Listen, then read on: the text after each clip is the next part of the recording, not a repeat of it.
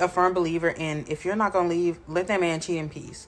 Because one time I spent a little bit of time with a taken man. Now, I didn't know he was taken until I received a phone call 2 days later from an unknown number. And I answered the phone and she was like, hey, you don't know me, but were you with Ladarian the other day?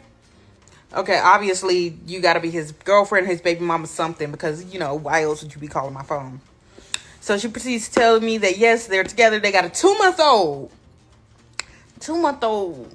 That's an evil man. That is an evil man. So she tells me they got this kid and you know, they didn't know where he was the other day. He skipped his grandma's birthday lunch to come and chill with me. Like, what happened? She asked me what happened because he said, well, girl, it don't matter what he said. Let me tell you what happened. First of all, he told me that he went to his grandma's lunch. I'm so sorry that he missed that. So sorry, Meanwhile. Anyways, he came over, we chilled, we kissed a little bit. He left. She says, oh, well, were there a lot of people? Because he said, girl, what he said is irrelevant. If you believed what he said, you wouldn't be calling me. It should be enough that he skipped grandma's birthday lunch and turned off his location. It should be enough that you got another girl's number out of his phone. So you calling me, you want the real story. Obviously, you don't believe him, but I'm telling you what happened. Anyways, though, I kind of knew that she wasn't going to leave him because she started giving me reasons why I shouldn't want to be with him. She's like, oh, well, I just let you know, he ain't he make all this money, but he just spend it on shoes. He don't do nothing for his daughter, and he'll cuss his mama out. Girl, I do not know the man. I do not know the man like that. I don't care. I met the man one time and ain't give him no. These are reasons you shouldn't be with him. I don't.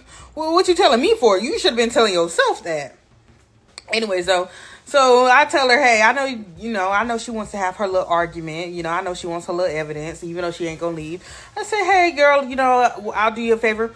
Delete his contact so his number will be at the top of the text. I'll screenshot all the texts and send them to you. She says, okay, thank you. While later on, this whole texted me talking about, he talking about, you was nasty and you stank. You trying to hurt my feelings? Like, are we allies or what?